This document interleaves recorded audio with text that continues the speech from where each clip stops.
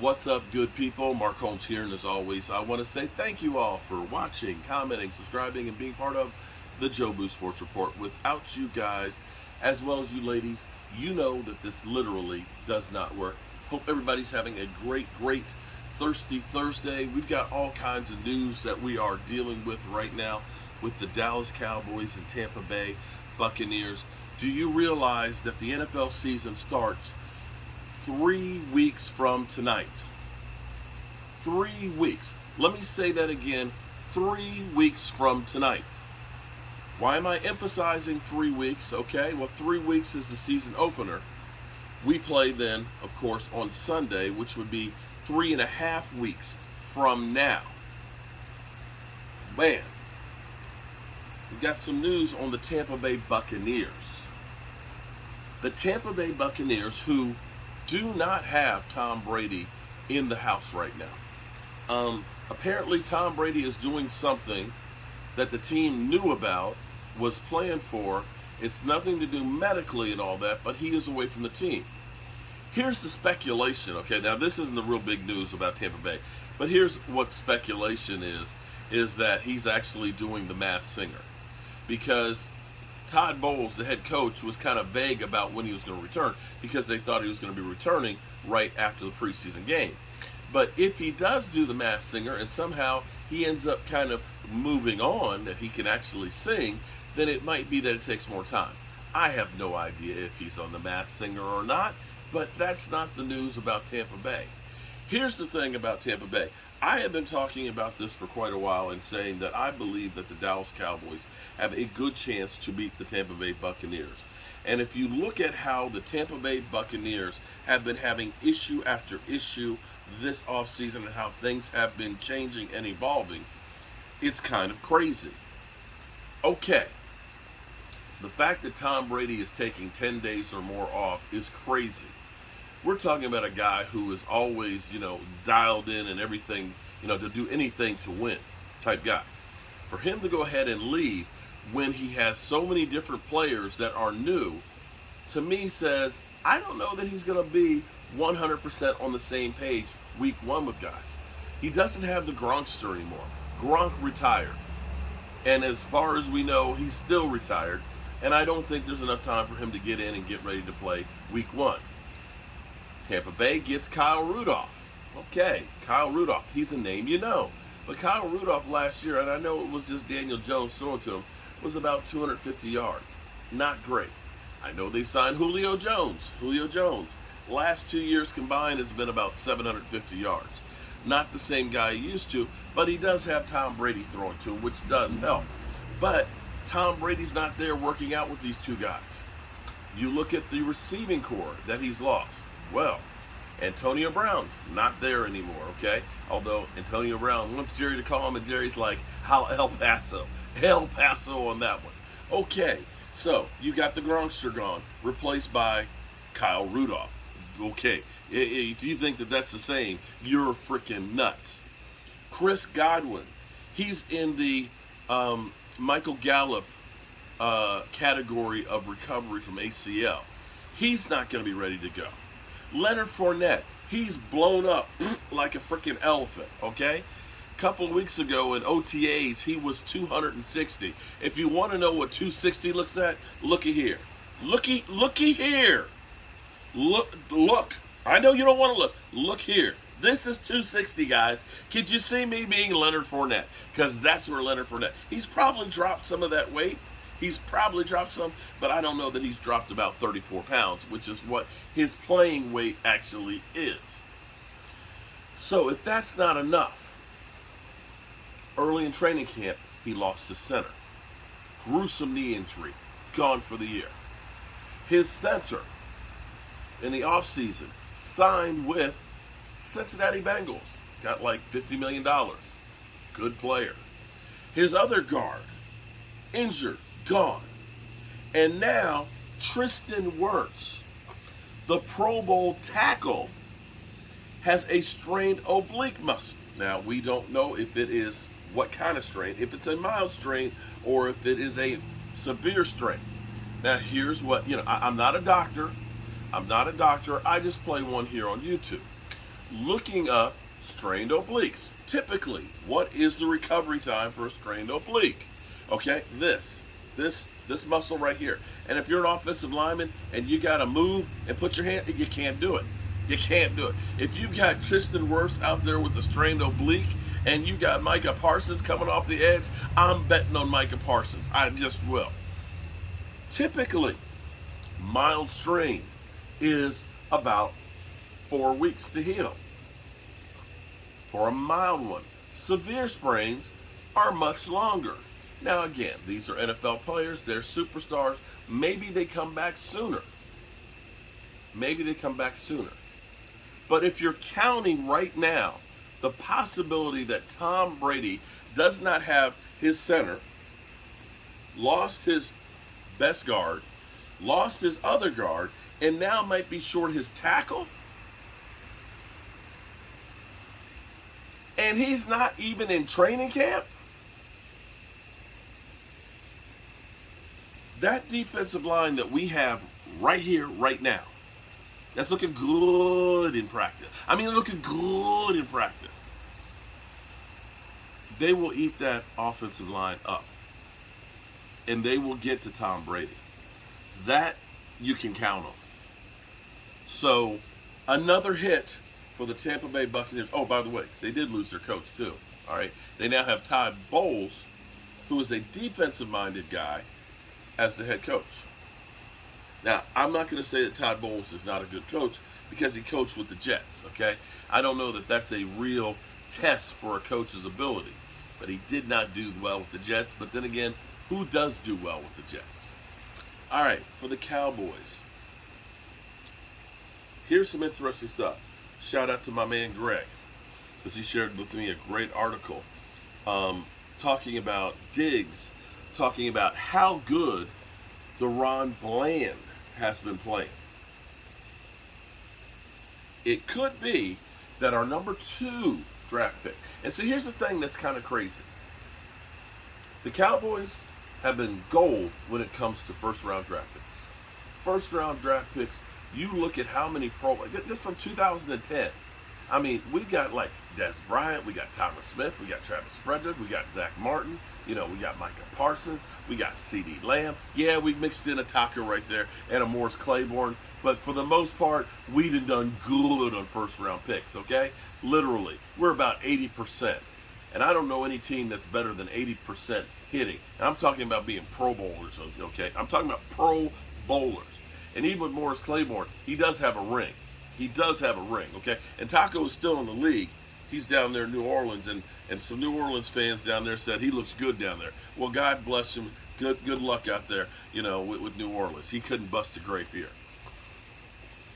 But Kelvin Joseph, as number 2 pick, where the Dallas Cowboys have been having some problems. Their success rate on number 2 picks, and partially because of the philosophy. The Dallas Cowboys go all in, and they are methodical in finding that first-round pick. But when the second round comes around, they tend to gamble and roll the dice and say, we're trying to get a first-round player that's got issues that has fallen to the second round. We want first-round talent, but we want a discount, okay? And just like when I bought that Martian machine that was a scratch and dent, the stackable one, yeah, it was half price, man. It was a great price for it, but the sucker popped a leak and flooded the ceiling below.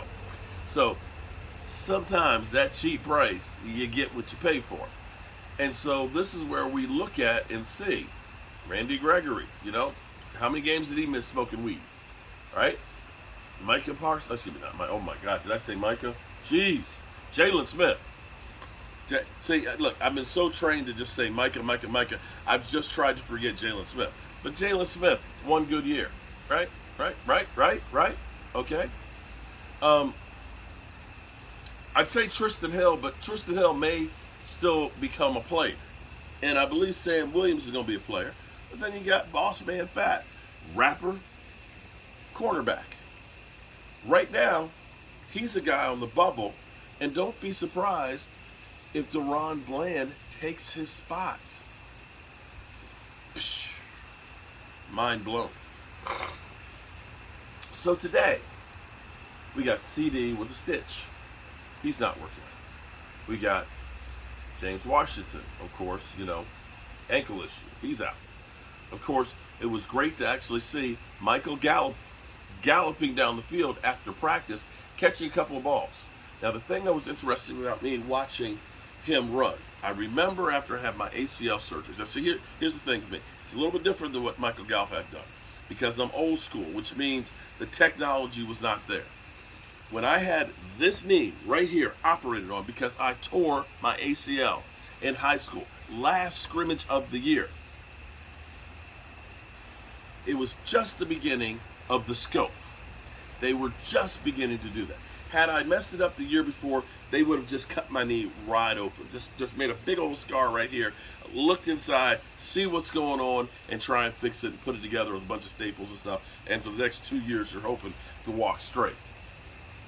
But they had started using the scope, and Dr. Brent Ain, who's one of the pioneers of that, actually scoped out my knee. They went in, 3 holes. Hour and a half surgery. He said my ACL looked like 2 mop-ins. And at that time, they weren't able to do reconstructions with the scope. So what they did was they cleaned it up. They just cut off the 2 ends. And they just left it. 3 weeks later, I played in a football game. Played in the next 6. Wasn't real stable. Had a bit of a knee brace on it.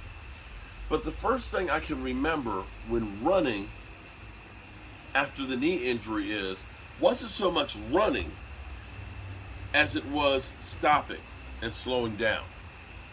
I could get up to speed, but then when you're trying to slow down and brake, that's when the problems started happening. And that's when you started looking kind of funky and having a limp when you were trying to slow down. Seeing Michael Gallup run, cut, go through, and slow down, decelerate without having any of that gimpiness lets me know it's looking a lot better. I compare that to when I was down at Washington training camp back in, I think, 2013, when RG3 was all in. And I remember seeing RG3 out there on the field, and I said, bro ain't ready. He's not anywhere close to being ready. Even though they said, we all in because it's Adidas and trying to make some money. And I was right. He was not ready. So Michael Gallup may not be as far away as that early November window. Maybe it's sometime in October. Maybe.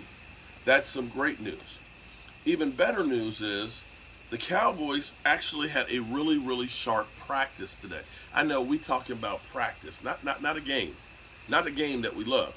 But when we look at the practice that they had against Denver, where they were winded, and you had Neville Gallimore literally talking about my check engine lights on because I ain't got no breath because they're a mile high, not mile high that Randy Gregory can smoke some weed mile high, but mile high stadium. Okay, so the Cowboys go through. They finish up practice with a Hail Mary. Hail Mary, come with me, Mary. Hail Mary, hey, okay. Hail Mary, Tupac, Hail Mary, okay. Hail Mary pass, Dak Prescott throwing up a rainbow, boom. And Houston, who's been wowing people and moving on up the charts there. Another one of those guys that when training camp started, you said, who? Houston, okay? And we're not talking about Houston Texans because they're ass, okay? They stink. That's right, Eastside Hero. The Houston Texans suck, okay? Get it out your mind. Your team is ass, okay? But Dennis Houston comes down with the rainbow, boom.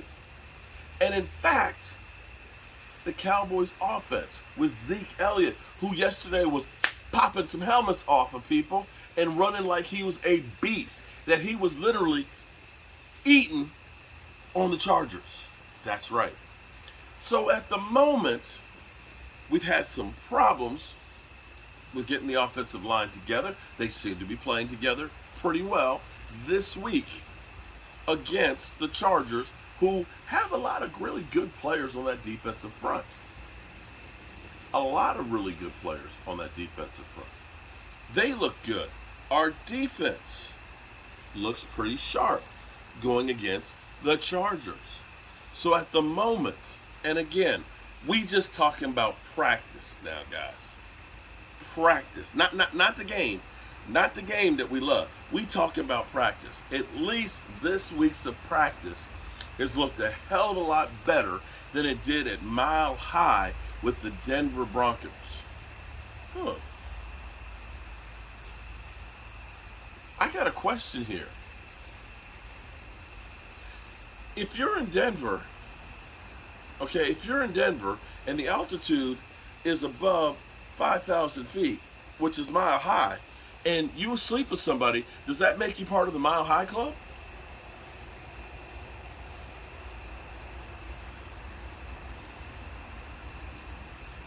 You're Mile High? Or does it have to be on an airplane?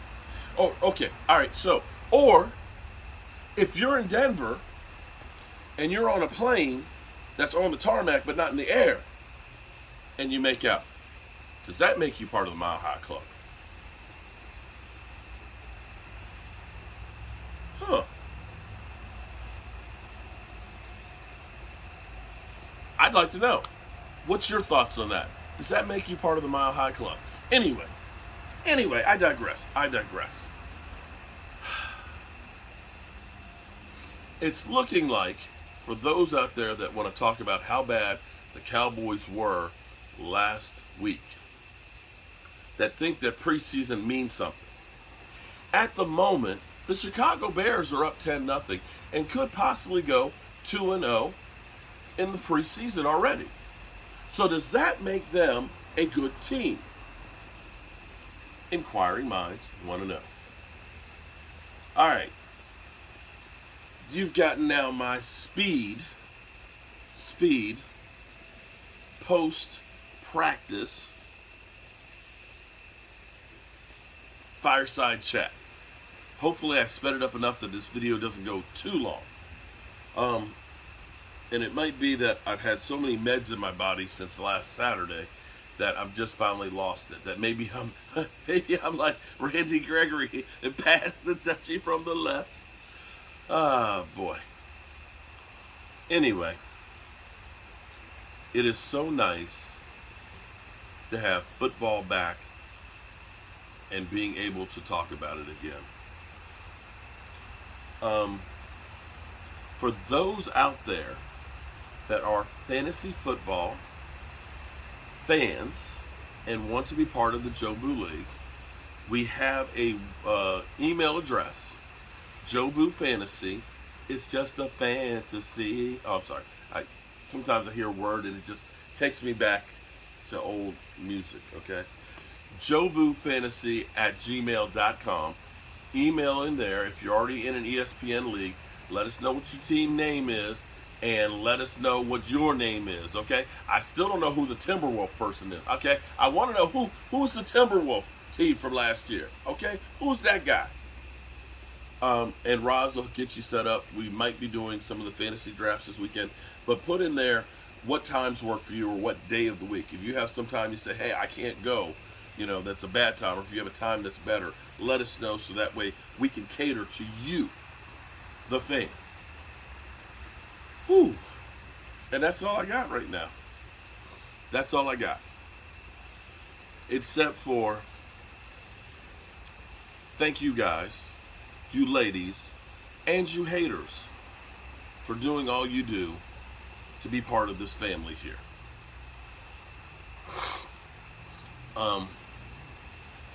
Remember, tomorrow is not promised.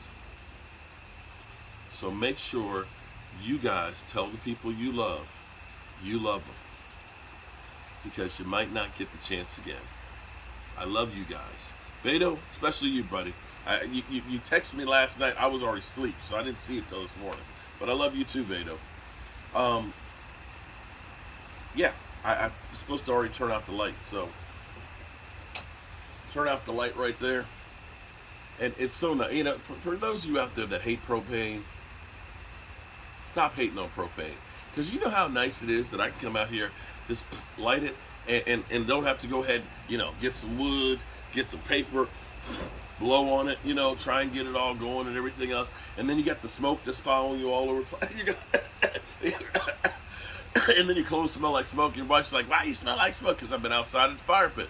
And then you got to go ahead and extinguish the fire because you don't want to leave the fire going because I'm not trying to burn down the neighborhood. But it's so nice that all I have to do is take the key here and I turn it off. Stop hating on propane, y'all. Stop it. Stop it.